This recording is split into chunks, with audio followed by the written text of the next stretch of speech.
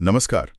आज हम JK. Rowling की हैरी पॉटर श्रृंखला पर आधारित एक स्रोत सामग्री की थोड़ी गहराई से पड़ताल करेंगे। हाँ, ये स्रोत दरअसल पूरी कहानी का मतलब सातों किताबों का एक अच्छा खासा सारांश देता है। बिल्कुल।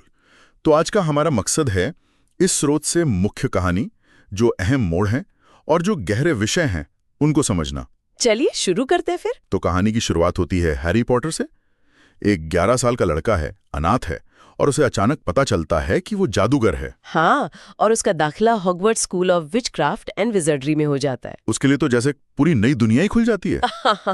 हाँ, और इस स्रोत के हिसाब से हॉगवर्ट्स में ही उसकी दोस्ती होती है रॉन वीजली और हरमियोन ग्रेंजर से। ये उसके सबसे अच्छे दोस्त बनते हैं।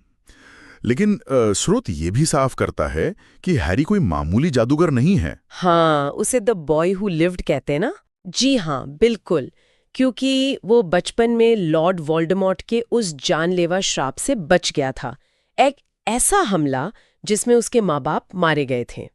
स्रोत ये भी बताता है कि पहले ही साल में ये तीनों दोस्त मतलब हैरी, रॉन और हर्मियोन फिलोसोफर स्टोन को वोल्डेमॉर्ट के हाथ लगने से बचाते हैं। अच्छा, उस समय वोल्डेमॉर्ट तो शक्तिहीन था, शरीर के बिना। हाँ, बिल्कुल शरीरहीन रूप में था वो। और फिर जैसे जैसे श्रृंखला आगे बढ़ती है, हर किताब हैरी के हॉगवर्ट्स के एक और साल पर केंद्रित होती है। जी। स्रोत के अनुसार वो अपनी जादुई शक्तियों को, अपनी स्किल्स को बेहतर करता है और साथ ही वोल्डेमॉर्ट की जो बढ़ती हुई ताकत है उसका सामना भी करता है। हाँ, और दूसरे भाग में चेंबर ऑफ सीक्रेट्स में वोल्डेमॉर्ट की वापसी के संकेत थोड़े और पुख्ता होते हैं। सही कहा।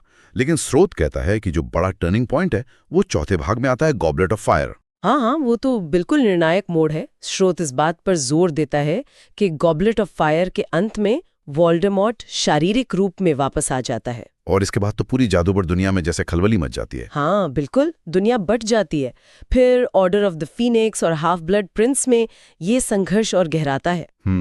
और यहीं पर स्रोत के मुताबिक एक बहुत ही दिलचस्प बात सामने आती है, हॉर्क्रक्स का राज। हॉर्क्रक्स, हाँ, वो चीजें जिनमें वोल्डेमॉर्ट ने अपनी आत्मा के टुकड़े छिपाए थे अमर होने के लिए। बिल्कुल सही, ताकि वो लगभग अजेय हो जाए।